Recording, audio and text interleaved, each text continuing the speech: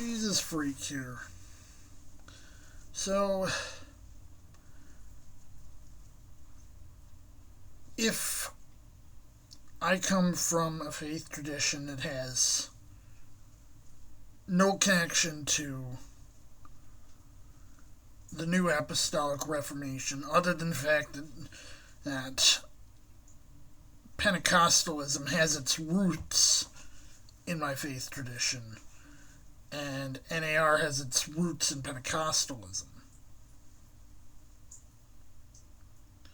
So what's my connection here?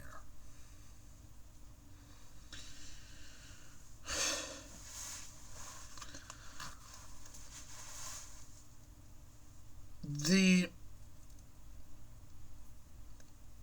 first time I really noticed there was a world conquest for Jesus kind of thing going on was during the administration of George W. Bush, right after I moved out on my own.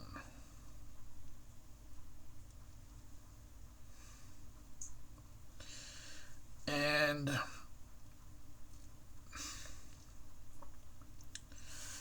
I didn't know what it was, but I knew there was people who were trying to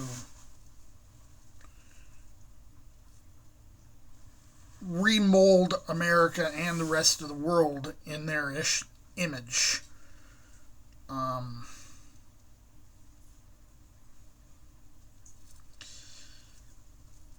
Mosaic law, the whole 9 yards. What I'd probably call Rushdoonyism after R.J. Rushdoony, and I think his nephew Gary North was also. I might be wrong on some of the details here. It's been years since I've really put a lot into researching this stuff. But Rushdoony and North believed that we needed a theocratic government for America and eventually the world, because the world had to submit to Christ, and this included the Mosaic law.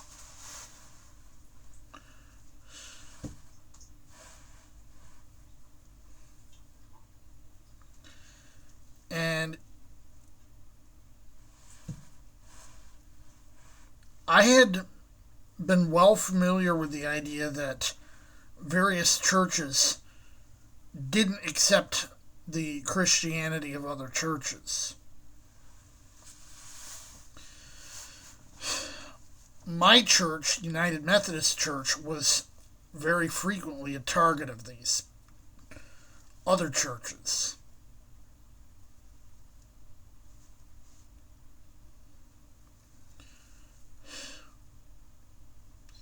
You see,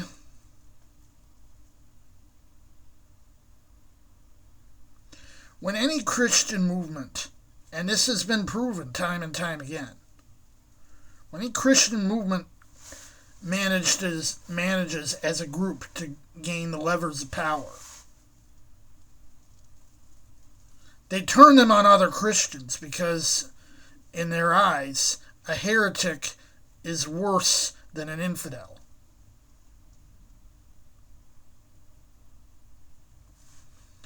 So me, coming from a mainline tradition,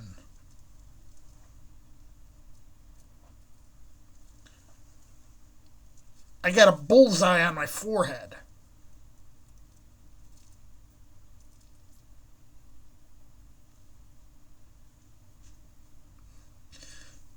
And I recognized that then, but I didn't know what it was. It was the Seven Mountains Mandate. I did eventually notice, and at the time I was mainly reading up on Gothardism. That's another can of worms.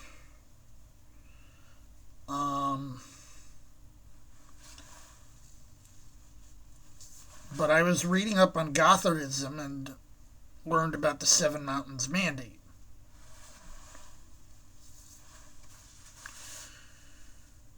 And I also learned about a movement within Pentecostalism that had a tendency to change its name every few years when its previous name got poisoned.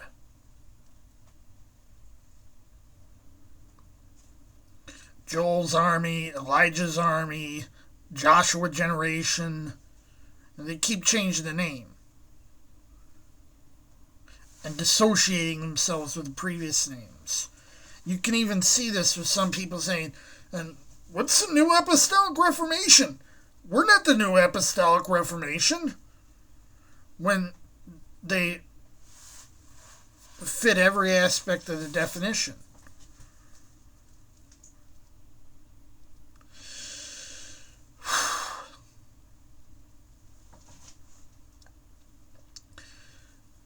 It's the same thing with American politics. You had the John Birch Society, then you had Taxed Enough Already, then you had the Tea Party, which was basically renaming of Taxed Enough Already. You had MAGA. It's just the same thing under different names, and they think we won't notice.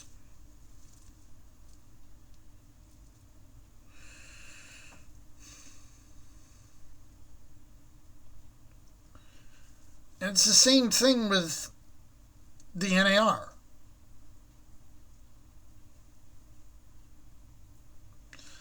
They keep changing their name every few years and thinking we won't be on to them.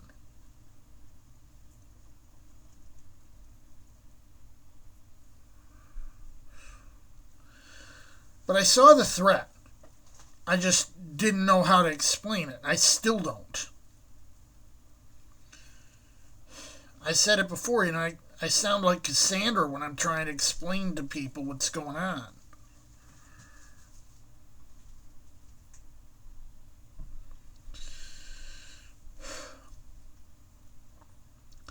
I want to try to put something together, but that's where my inabilities come into play. I'm a scatterbrain.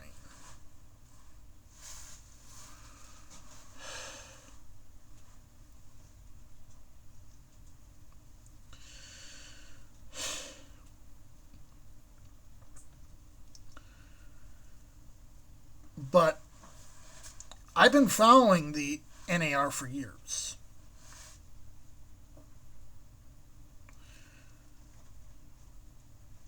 With the recent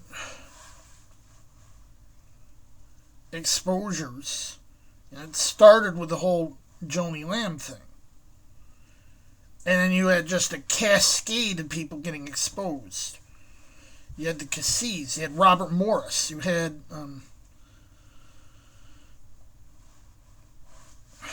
can't think of I know there's been others,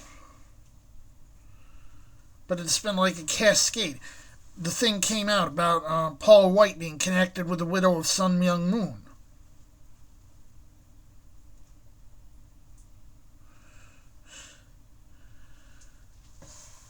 There's this whole 6 degrees thing going on with all these word of faith, prosperity gospel, health and wealth, name it and claim it, blab it and grab it types, and with the New Apostolic Reformation.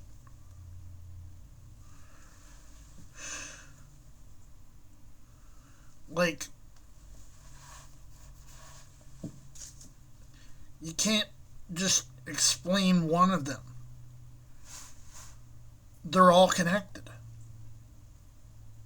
And it sounds like this grand unified conspiracy theory.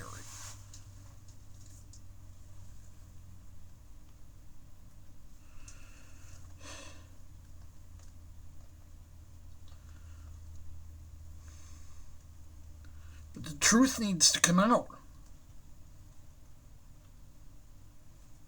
That's where I come in. That's where I came in. Jesus freak out.